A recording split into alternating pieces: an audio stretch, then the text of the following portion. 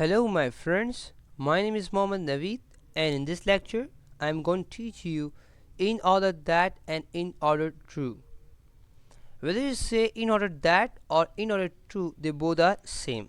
So let's learn the usage of in order that or in order to. So the usage is to talk about purpose, and this is a formal way to talk about purpose. So for example, you are when you talk about purpose, so use in order that or in order to. How? See here. Here we have the structures, and first we will see the examples, then we see the structures. Okay. So the examples are here. I get education. I get education in order that I can get a good job. Getting me? So here I'm talking about that why do I get the education? I get education, for example, is me, for example. So I get education. I get education in order that I get a good job. So in order to get a good job, you know what I'm doing? I'm getting education. So you are talking about purpose. That okay? My purpose is to get job. That's why I'm learning. Getting me? Second example is I get education in order to learn English. For example, you are saying that for example you are going somewhere to, for example, an institute, in any institute you are going, so definitely you say that I get education. I get education in order to learn English. For example, you're saying that I'm going there, I'm getting education in order to learn English. So your aim is, your purpose is to learn English. Getting me? So in order to show, and definitely as I'm using that, whenever I need to show my purpose, I use in order that or in order to. Getting me? So why I'm saying that in order that or in order to? Because of the structures. First structure is subject verb object. In order that, subject verb plus object. So what does mean by subject? Subject be a doer. For example, it can be anyone. For example, it can be me, it can be you, it can be anyone. For example, it can be I, you, me, he, Ali, Kamran, Naveed. So definitely it's called subject, because this is because it's showing that who is doing. Getting me?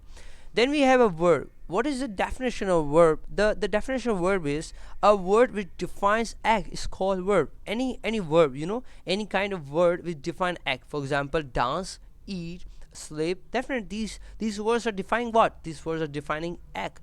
So any word which define act is called verb. Then we have object on which we do verb. Work. For example, you can take example of for example, if of a dish. For example, you are cooking biryani, for example, and in biryani, for example, you have put all the spices, but you have not put you can say salt. So do you think that you will get the taste of all these spices? No, you won't get.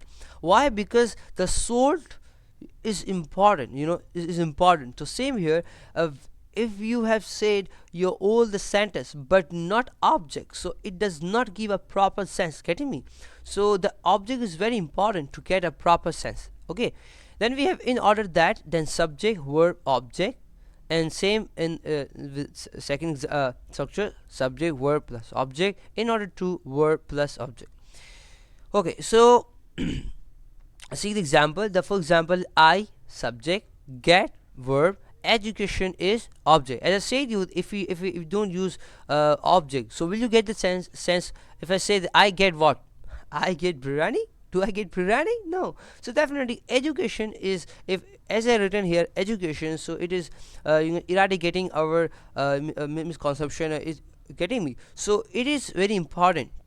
Object is very important. Then we have in order that, and then I, then definitely is verb, and then good job is object.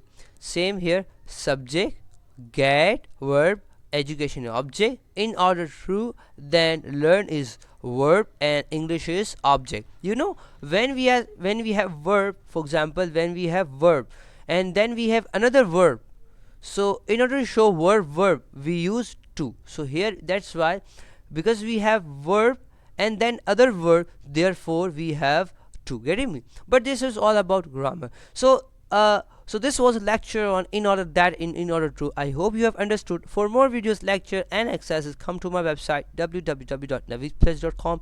Allah Hafiz, fi amanillah, and I will meet you in next lecture. Allah Hafiz.